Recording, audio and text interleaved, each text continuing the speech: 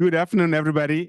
This welcome to our last seminar for this semester, and for students that are taking this for credit, we'll still meet one more time, I think on the 4th of December, but it's been a very fun ride for this semester. So I'm delighted to introduce our seminar speaker today. Instead of reading his bio, maybe I thought I would tell you more of a story about him. You know, there's not very few people that fit that space between academic curiosity and development practice and taking what they learn and actually putting it out there into the real world. So John Blessing Babadara first came to Cornell as a Humphrey Fellow about 2 years ago.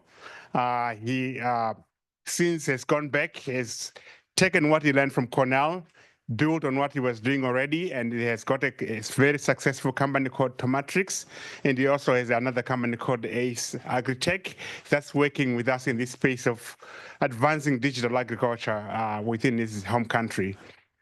I took some students there in January. Lauren was there as well, and we were surprised by just the networks that somebody like JB has. We would ask, can we have a meeting with somebody in government? He would get you the director of agriculture. He's a well-known brand name in this country, and he's very passionate about the work that he does. He's here to share with us some early findings for some of the research that we're working with. Is back here in Ithaca for about 2 weeks. John Blessing Babadara, he comes from Nigeria. He holds a BSc in biology from University of Ilorin in Nigeria and a master's degree in development studies from Federal University of Dustin in Nigeria. And he's going to talk to us today about advancing digital agriculture in Nigeria, innovations, scalability challenges, and policy interventions. Please help me welcome JB.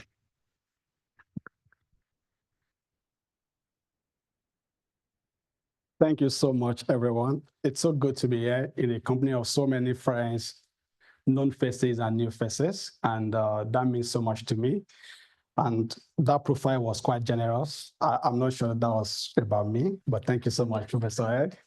So initially, we thought that this talk is going to be about Africa, an African-wide talk. Then I felt my grandfather speaking to me from his grave or from heaven saying, John, why don't you talk first about Nigeria? You know, I used to be an extension agent in this space. You know, back in the days when radio was a big technology and it's not so affordable for every home. In my community where I grew up, there was this thing about the community center where there's a pole network with a big radio hostel on it. So every time when it's news time, people gather together, and my grandfather is the extension agent who goes there to hone the radio. So he hears the radio, people hear news about public health, about politics, and about agriculture, particularly commodity trading, when Nigeria was quite very big in the cocoa industry. So if you go to my village, you ask for my family, just go by the name Baba Radio. That is what my grandfather was known for. And now it is amazing how much innovation technology has advanced and agriculture has not been left out. So today, because of that, I'm going to zero in honor of my grandfather to speak so much about Nigeria digital agriculture ecosystem. But before we get into this, I would like us to quickly get to know Nigeria a little bit more. I'll be speaking about the macroeconomic environment for Nigeria. It's quite one of the 54 countries in Africa, but quite a very big country. We have over 200 million population, and Nigeria is one of the countries with a very young population. In my country, people under the age of 30 are about 75% of the country. And also, we currently have a very huge unemployment rate due to the fact that it's a growing population that it's not matching up with our productivity. We have 33% employment rate. And right now, the gross national average income per capita is $1,900. That is quite small. I can't imagine anybody in this room living on $1,900 a year. So we look at the inflation rate. It's been quite not so good in the last 14 months. And right now, it's as high as 32% inflation rate. Also, when you combine all of these quite tough macroeconomic environments, it has led the country to what we classify as multidimensional poverty, whereby we have more than 130 million people who are quite poor in the country. So I would also like to talk quickly now about agriculture in Nigeria so that we understand better the context of agriculture in which people like me and many digital agriculture innovators operate in the country.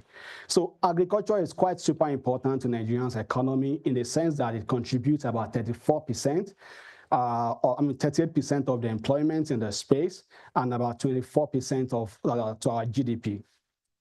Also, more than 70 million people in Nigeria rely on agriculture as a means of livelihood.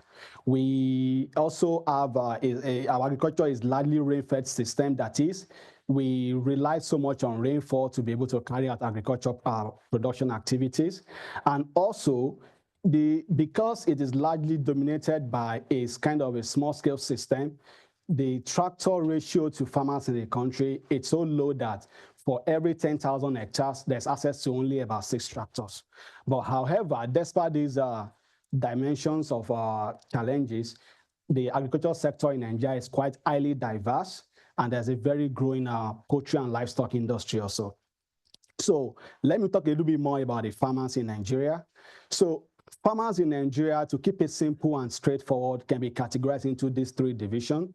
Subsistence farmers are people who live in the mega city or in urban areas who just want to do something small to subsidize their expenses on food. And then they grow some kind of food crop, vegetables mostly, for family consumption. Then you have the smallholder farmers, which is the group that is mostly targeted by development initiative. These are people who could own as much as up to 2 hectares of farmland. These people also engage in mixed systems. It could be there's a minimal adoption of technology, and then most of the time they cultivate for household consumption, and then when possible, they sell the surplus in the market. Then you have the next level or the next category, which is the commercial scale farmers, which could be both medium scale and large scale commercial farmers. These sometimes could grow as much as 5 hectares of farmland, and then they adopt the technology usage in this category is much higher than the like, and then they are super market oriented in terms of their outlook for production. But then when you look at the diversity of the system, it also brings about the fact that most of the operations in the agriculture space, because it's quite small, then it's difficult to scale, and then there's a challenge around the agriculture productivity, which is quite very low. When you look at this chart there and you compare Nigeria production output to the rest of the world, it is quite low. It's so sad that it's even below the African average, where we get about 1.4 tons yield per hectare, and then it could be as much as 4 to 6 metric tons per hectare as a global average. So what are the leading causes of low productivity in Nigeria? One is because of the scale. The scale is quite small subsistence, small-scale agricultural system, input inefficiency, and also we talk about poor extension to farmers ratio. An extension agent is supposed to reach out to about 5,000 to 10,000 farmers. So you can imagine one person trying to provide expertise to 5,000 to 10,000 farmers. It is totally almost impossible. Then also another characteristic of this agricultural system is that there's a very high huge post-harvest losses, and that's one of the interesting part of my work at Tomatrix, reducing post-harvest losses. And then there is poor access to market and finance, and also, just like it is the experience in most parts of the world, climate change, it's also a big challenge to agricultural system in Nigeria. So amidst all of these challenges of food insecurity, rising poverty, and unemployment, then digital agriculture emerges as one of the promising way for us to transform the sector, improve productivity, and also enhance the livelihood of people. So, but I like to start this way that if you use OpenAI, generative AI, to just illustrate what is digital agriculture, it is common for this kind of picture to emerge, the picture on the left, on my right rather, to emerge as the picture of what digital agriculture is in the global north, like in the US and most part of Europe, whereby you talk about how high investment technology around tractor, drones, sensors, and then precision agriculture at a very high level. But when we talk about digital agriculture in most developing countries, Nigeria, we are talking about digital agricultural services that are enabled by digital platforms. We are talking essentially about services, that is, that enhances the ability of human beings, farmers, agro dealers, extension agents to make better decisions, and also to reduce cost of transactions, driving efficiency within a small-scale system that I described earlier. So on my far left is a better picture of what digital agriculture is like for developing countries, particularly Nigeria. So there are key drivers driving the digital agriculture revolution in Africa, particularly in Nigeria. So the first key driver is the rapid adoption of mobile phones and internet connectivity. You can imagine that between 1995, whereby we have very few mobile phones in Nigeria, just about a few 20,000, now to 2022, where we have over 220 million mobile phones in Nigeria. So we have more mobile phone subscriptions than the number of people in Nigeria. For every 100 people, there's about 102 mobile phones. But I'd like to give a caution here. It's also a common experience in Nigeria for, in quotes, big people to have more than one mobile phones. So when I become big, don't be surprised if I carry like 3 or 4 mobile phones. So despite this very high number of mobile phone subscriptions, we still have people who don't really own a mobile phone. But this is just to show you how much things have changed from 1995 to date. And also a key feature also is the increase in connectivity coverage. So among the population, at least 94% of Nigerians have access to at least the 2G connectivity, and up to 84% for the faster, cheaper 4G connectivity. So this is one of the key drivers that is driving digital agriculture innovations and services in Nigeria. And secondly is the growing, vibrant youth population in Nigeria. I mentioned earlier that under 30 is quite very huge in the country. You see our population pyramid. The median age for Nigeria currently now is about 18 years, and then we have been able to sustain 2.4% annual growth rate. Then among this young population, high literacy level, these people are very enterprising, digitally inclined, and the majority of the tech entrepreneurs in Nigeria are majorly youth. So young people are driving a digital agricultural revolution in Nigeria. But you might be wondering, why is this important? Let me quickly show you what it looks like for a country like USA. So in USA, I'm not sure this is a pyramid, but you can see that the population is kind of caving in. So it's almost even out, but you can see on the right what it looks like for the case of Nigeria. So this is a key driver and a key factor in the country. Then number 3 is that there are several reports that have indicated that COVID-19 accelerated the development and the adoption of digital technologies, particularly in developing countries like Nigeria. And this also has contributed because during the COVID-19 pandemic, all of a sudden, we all appreciated the value of platforms like Zoom, and then the demand for contactless services actually skyrocketed. And this also has been a key driver. Then quickly and lastly has been the supportive policy environment. Pre-COVID-19 pandemic, there has been a lot of discussions happening in Africa among the African countries, African governments, whereby ICT, as it was called then, was being recognized as a key important aspect of agricultural development. And then these were a very enabling environment that were already set in motion before the COVID-19 pandemic. And then in 2020, when the COVID-19 pandemic happened, it was a bad event that actually meant a kind of a good preparation as far as agriculture and digital agriculture is concerned. And Nigeria also have been a key player in the space. Also at the national level, the previous trends of event was at the African continental level, but within the national level, the Nigerian government also are putting in place policies to both improve the development of digital agriculture ecosystem and at the same time to also create the kind of environment that innovators want to operate in. So these are some of the policies that happen in Nigeria that contribute to the development of digital agriculture. But I'm going to come back later on the policy talk. We're going to dive deeper on policy. But quickly, I want to show us what the digital agriculture landscape looks like when we talk about the use cases.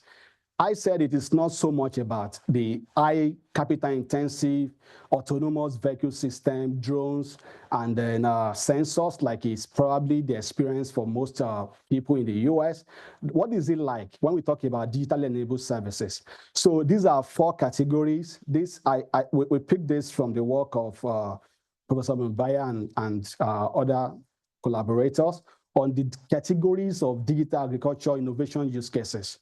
So to simplify things, we could look at it from these 4 categories, talking about advisory and extension services. We talk about financial services. We talk about farm tools, and then lastly, digital marketplace. We're talking about services that are driven by electronic data, that are driven by the ability of people to share information, store information, analyze, and make decisions based on these data-enabled systems. And the beautiful thing about most digital agricultural entrepreneurs in the space is everybody find their niche in the space. And one of the promises people talk about is the promises of the ability of digital agriculture innovations to improve livelihood, to further strengthen social inclusions, to address low agricultural productivity, and even to increase resilience to climate change. There are a lot of regenerative agriculture systems that are built on digital agriculture platforms. These are some of the promises from the ecosystem. Now, let's talk a little bit about the players. Who are the players in the space? In our study, we have identified in Nigeria 120 startups that are providing some sort of digital agriculture innovations. And from the study, we observed that it is common for a company, a digital enterprise, to actually provide more than one services. That is, people sometimes have products or solutions that fit into about 2 or 3 categories of the digital agriculture use cases. But overall, from the study, 42 companies are providing extension and agriculture advisory services. About 64 companies are providing market linkage services. 46 companies are providing farm tool services like shared mechanization, precision agriculture tools. And also we have 40 startups who are involved in providing access to finance, which is also a critical challenge in the agriculture space. So overall, precision agriculture advisory and access to market services are the leading use cases among the startups that we are currently studying. And then quickly, I want to show us that between the pre-COVID-19 era and up to date, this has been a trend in the growth of digital agriculture. In the period, so the most significant period has been between 2019 and 2022. In this period, more than 63%, representing 76 firms, have been established within this time, which talks about the trends that we have seen since shortly before the COVID-19 and then right after the COVID-19. There's been a surge in demand for digital agriculture services. So quickly, let's run through a few examples of case studies of companies who are providing these services. So the case study 1, we talk about Rural Farmers Hub. This was one of the companies that we developed case study with earlier this year with some Cornell students from the SMART program. And Rural Farmers Hub is a digital agriculture advisory and extension service startups. Their core technology is built around remote sensing technology. And this company was founded in 2018, targeting smallholder farmers. So far, they have reached more than 21,000 farmers in the country. And currently, the key challenge due to the challenging macroeconomic environment in the country is how to sustain their growth and also retain their financial performance. Number 2 is SMART. SMART is a company that integrates farm data, make use of artificial intelligence capabilities and data analytics to increase farm level productivity. This company services is built around in-house developed software, AI, and then Internet of Things, IoT. The company was founded in 2020. They are targeting both small scale and commercial farmers. In this period, they have reached more than 10,000 farmers. And right now, they are trying to consolidate their market share and even expand into the regenerative agriculture space, piloting carbon credit opportunities for farmers in Nigeria. I know Professor Erika will be interested in this. Yes. So next on the case 3 is tractor on the go.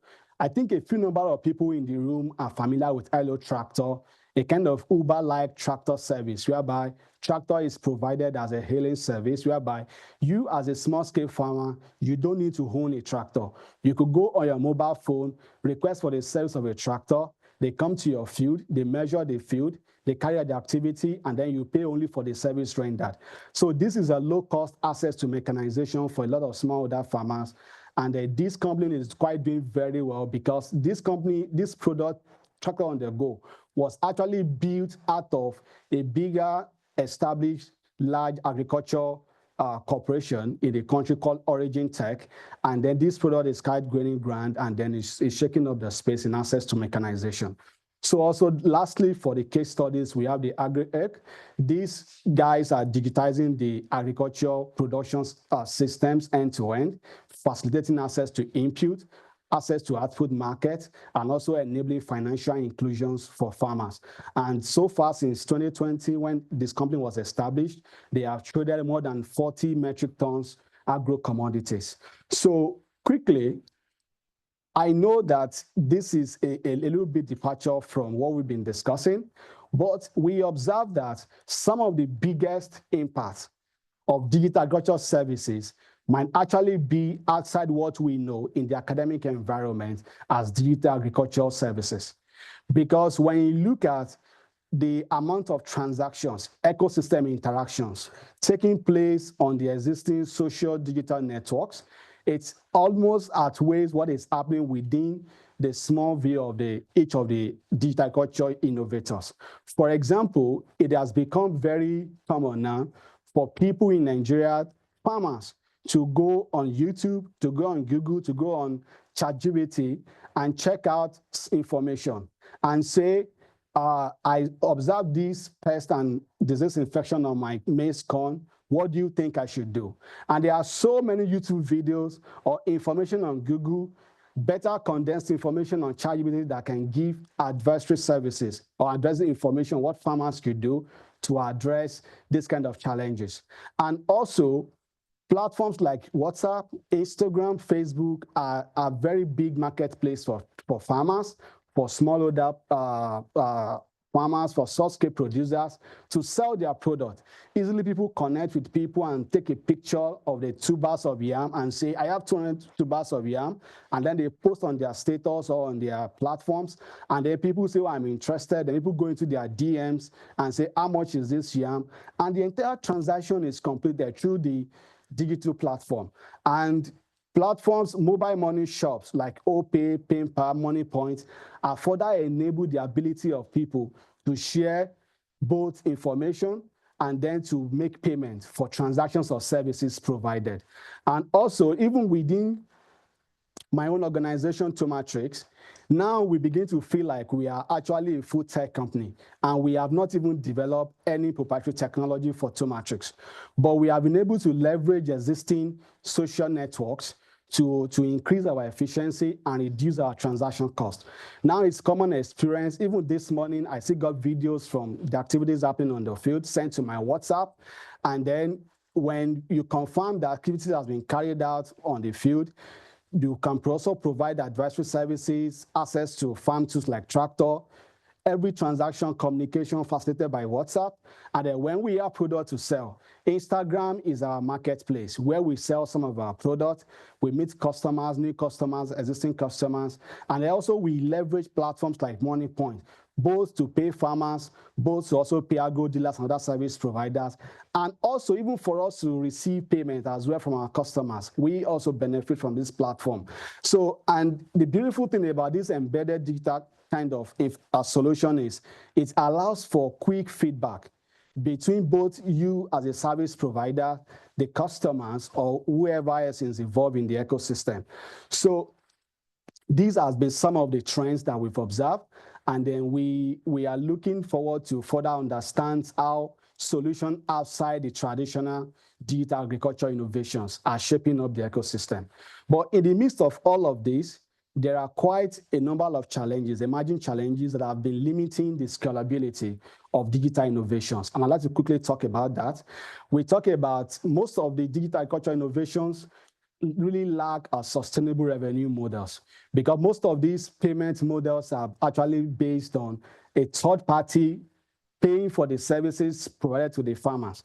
So imagine when an NGO pays for a services that you provide as an innovator to farmers, and then the NGO decides to either exit the country or the project closure.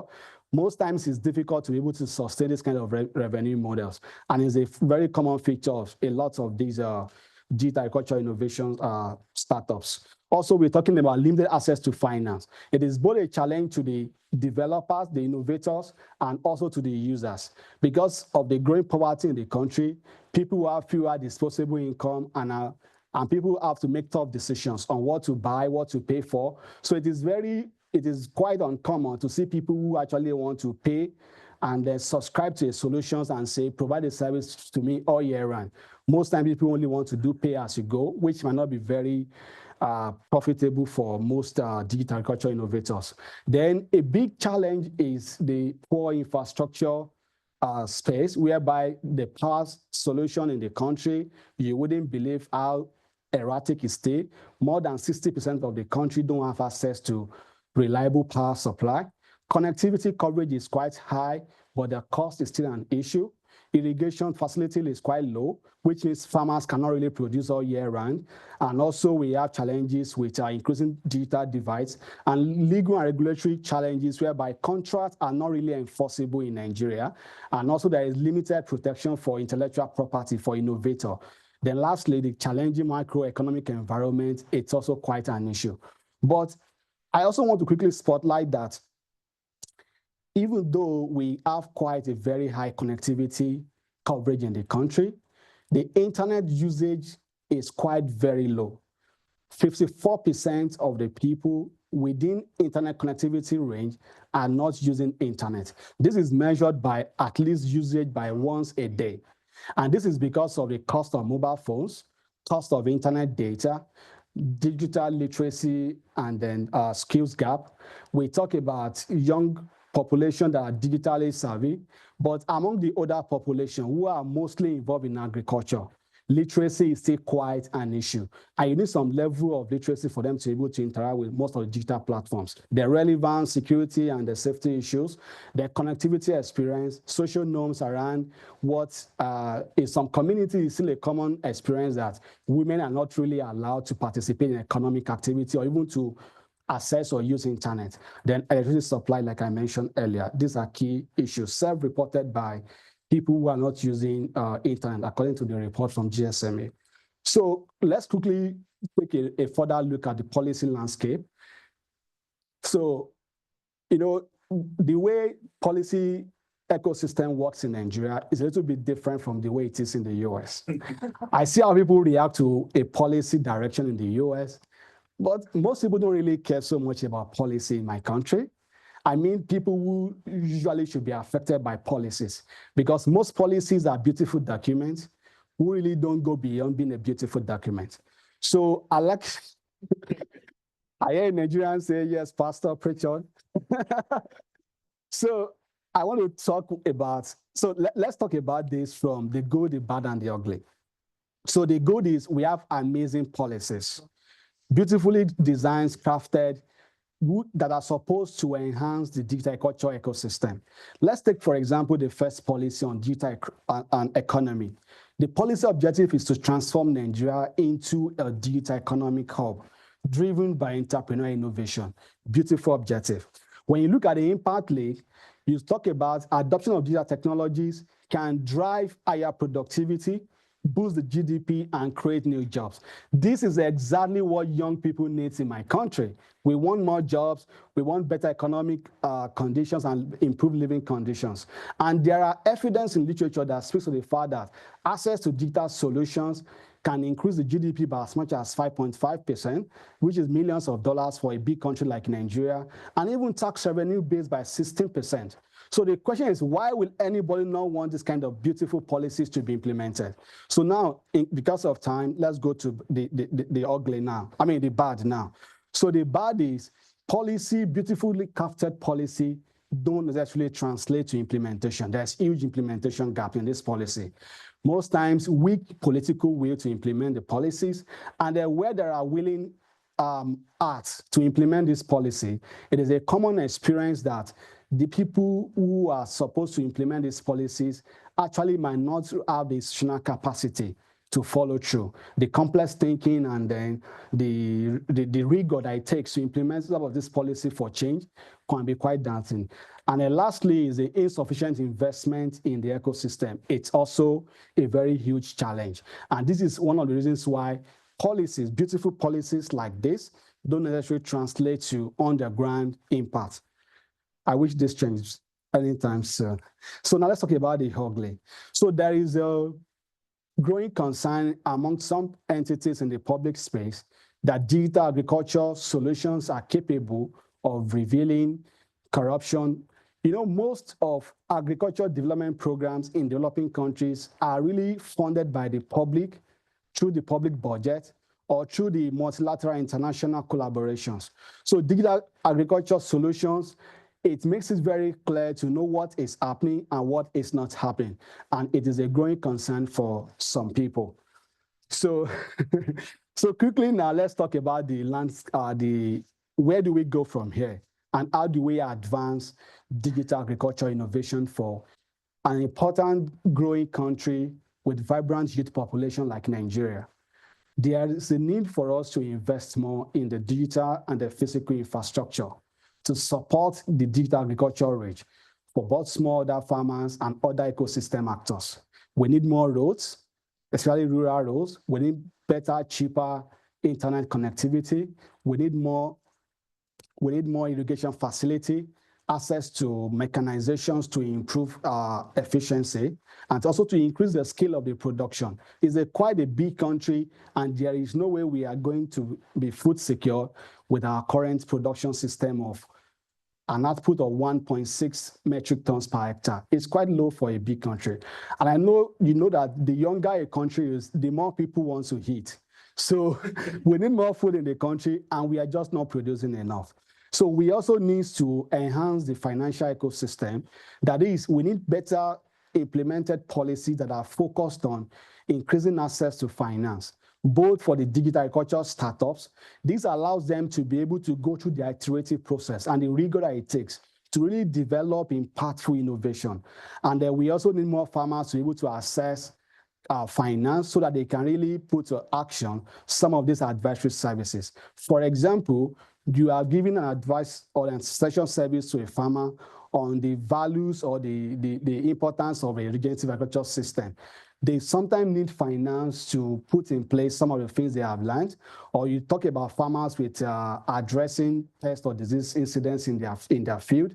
They need resources to be able to implement this, or even to increase the farm labor and free up time to do other important things. So also, we need regulatory improvement that protect both the intellectual property of digital agriculture innovators and also support the ecosystem in terms of data sharing and data security. And in conclusion of my talk this afternoon, I'd like to say that digital agriculture as an emerging field is quite very promising. The potential is quite high, and there are a lot of amazing things that could happen from digital agriculture innovations. However, there's still a need for more rigorous evidence-based research to actually be able to emphatically identify what is working and what is not working so that we can really advance this ecosystem. Infrastructure deficit is still a very huge impediment to the growth of the ecosystem. We need better infrastructure. Without this, we will not be able to advance and get to where we can be based on our potential. Then also, there's a risk of unintended consequences around the increasing digital divides with the lens of rural to urban area coverage, along the gender lens of who can access and make use of mobile phones and internet connections. Then also, we like to point out that digital agriculture is not a silver bullet, but a complementary and ecosystem facilitator, and it should be treated as such. The problems that are social and political in nature needs to be treated as social and political problems. Digital technologies necessarily might not be able to address this kind of challenges. And also, there has been a growing enthusiastic and also cautious reactions from key stakeholders, including government agencies, investors, and even farmer-based organizations themselves. So this is some of the trends and dynamics that is playing out in this sector. And we are living now, or probably entering into the artificial intelligence world.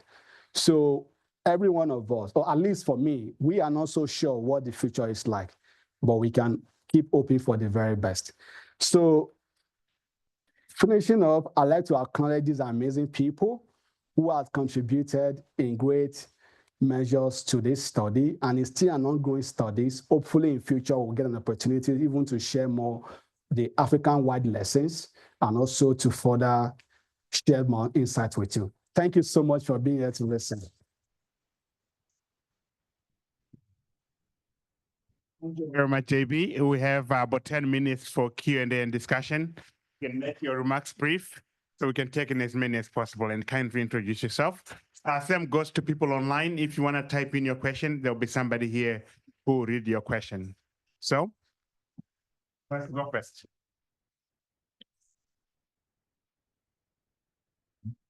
Thank you so much, JB, for that amazing presentation, which is very practical.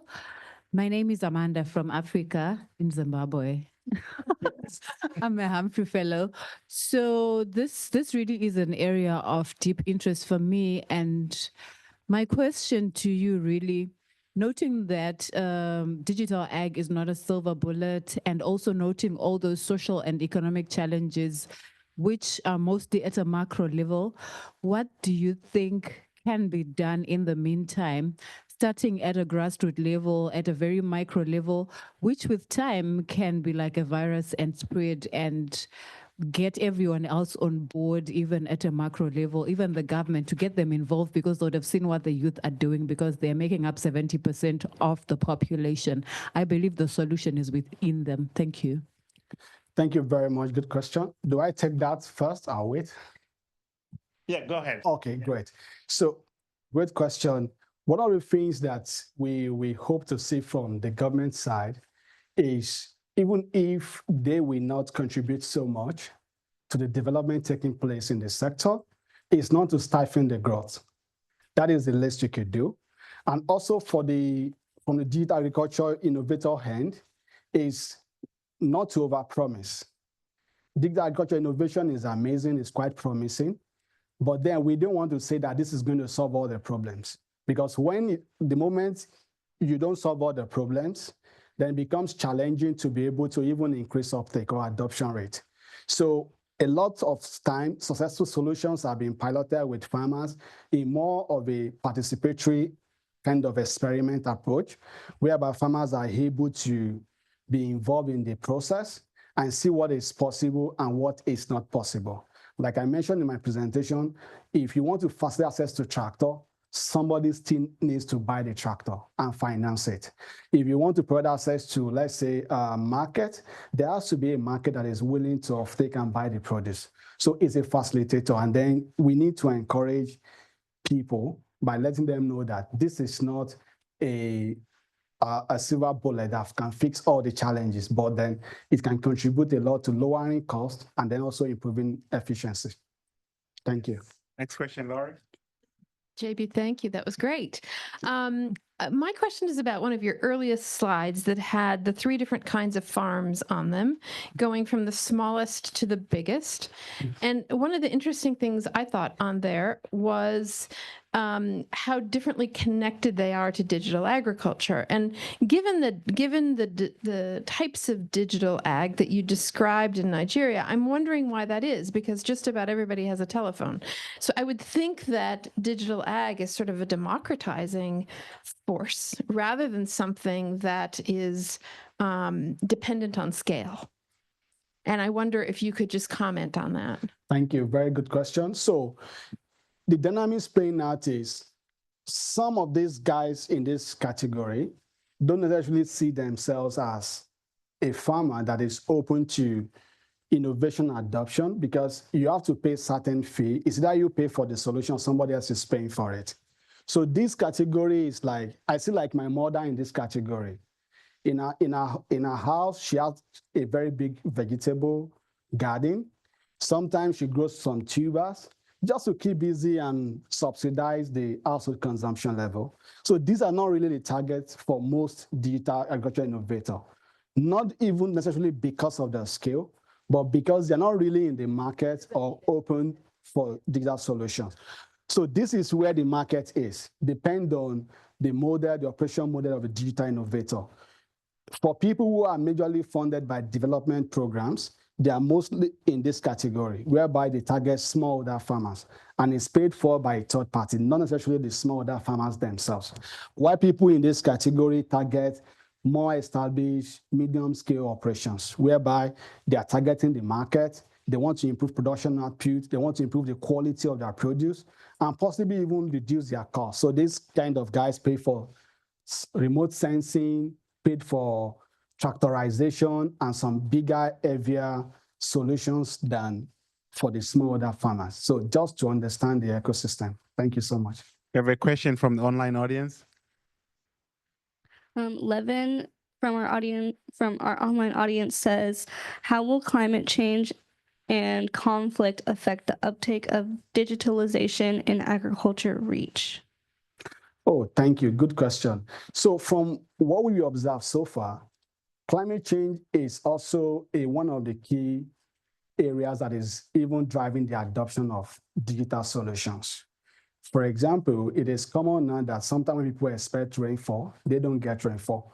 One of the first projects I was involved in was sponsored by the UN IFAD for us to provide climate-smart advisory services to farmers, and which a key element of that is weather-based advisory service, whereby we provide early warning advisories on when rain is going to fall, when rain is not going to fall, flood alerts, pest and disease incidents are some of the things that are capable with digital agriculture solution. So from my experience, climate change is one of the key areas. I mean, the impact of climate change on agriculture is one of the key drivers of even digital agriculture adoption. Thank you. Yeah, thank you so much. You mentioned kind of two different models, the one with the startups who have their own platforms, etc., that you have to buy into, and then what you mentioned also when you start using the WhatsApp groups and the Facebooks, and it seems like a whole different solution, basically a free creating solutions. And I just wanted to kind of wonder, what are the different qualities, what solutions can each of them actually serve or find, and what will be the the plus and minuses of these different solutions? Thank you very much. So two key issues there. Number one is, most of the time when you don't have your own in-house proprietary software or technology, you really can go out there and say you're a tech company. So it's one of the key motivations for smart young people with the technical skills to develop software. Then secondly is, when you develop your own in-house software, it allows for some level of customization. You could customize the solution based on your revenue model, based on the targeted market. Even probably, it might even be a crop value chain specific, maybe something for cocoa or something from cassava or something for rice. So these are some of the things that are motivations behind developing these software solutions.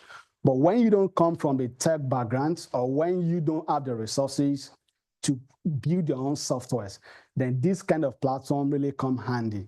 And interestingly also, the market here is quite very huge. Easily, without doing so much, just a little data, you could communicate with people on WhatsApp, exchange information 2 ways, and then you've already sold your product. So the incentives for people like me to develop in-house proprietary solution is not really there, except if we are trying to expand beyond what we are currently doing now. So these are the dynamics playing out on both sides. So some guys are Silicon Valley kind of model, while some guys are just on the ground to just get a job done and exchange, make transactions happen. Yes, thank you. The question here, go ahead. Oh, hi. Thank you for the talk. It was really insightful. I was curious about the informal aspects of the markets, like the question that was just asked about using WhatsApp, Instagram, and Facebook as market access. And I'm wondering if you could comment more on the visibility of these markets and whether or not the actors of government policy and these startups, as well as any development initiatives that are targeting smallholder farmers, have their fingers on the pulse of these informal markets and whether or not they're being leveraged effectively to empower the smallholder farmers. Oh, very good question. Thank you. So broadly, there's a bigger digital technology revolution that is happening, I guess, for the whole world, but particularly for developing countries. So Facebook is huge. Instagram is very big in developing countries. TikTok is also up there. So these are some of the key motivations. And it's an ecosystem where millions of people already exist. It's a big marketplace. So because of this, it's very easy to just jump into the market and say, this is what I have to offer.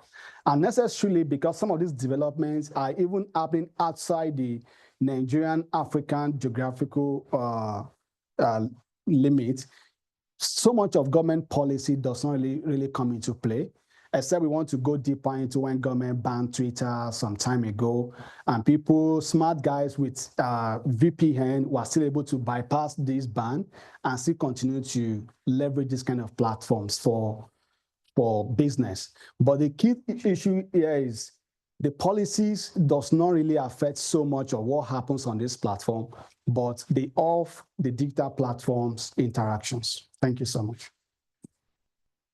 Yeah, hi. My name is Ijoma from Nigeria. Yay. Thank you. Yeah. So I wanted to ask, what do you think? Do you think the insecurity in Nigeria had any impact on the agricultural outputs vis-a-vis the farmer header issues in Nigeria? Oh, thank you. Of course it does. But the good thing is, no, not the good thing, but the key issue is the insecurity is limited to only a region of the country. And it's quite a very big country, 37 states plus the capital. A lot of activity are happening in other regions where there are no security challenges. So what has been happening is a lot of migration. Like for me, my startup, Tomatrix, was formerly in a region where there's insecurity. And now we had to relocate to a different part of the country that is safe and it's easier to do business. So this is kind of the migration happens. The challenge there is that development issues arises for people in this region. They are more food insecure. There's a higher level of poverty within this region than other parts of the region of the country. But then, of course, that also contributes to the low productivity generally for the agriculture space in the country. Good question. Thank you. JB, I'll ask the last question. You know, a lot of these platforms. There's another question? Oh, please go ahead. Thank you. Gonna have a gender question here. Yes.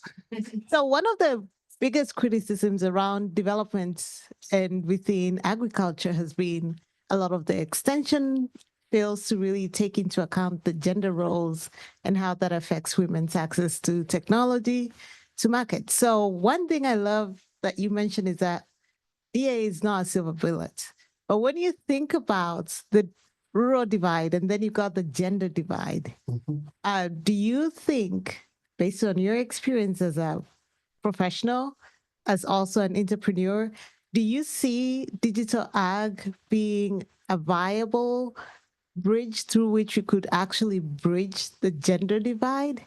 That we could actually promote more women entrepreneurs within these emerging spaces? Or do you think it's going to further tear us apart? Oh, tough question. Okay, so from experience, it could play both roles. That is, it could further lead to widening the digital divide, or it could also close the gap. But the thing about countries like Nigeria is it's quite a big country and highly heterogeneous. So sometimes we learn on the go when we get to a new geography. We try to understand the local dynamics, the sociocultural dynamics of a location to see what is going to work. In some places, It's enough to go and show up at the village with the chief or the king in the community, make your intentions known, secure their buying. In some locality, it has to go through the religious leaders. In some locality, you have to go through all of these people and the husbands of women you are trying to target.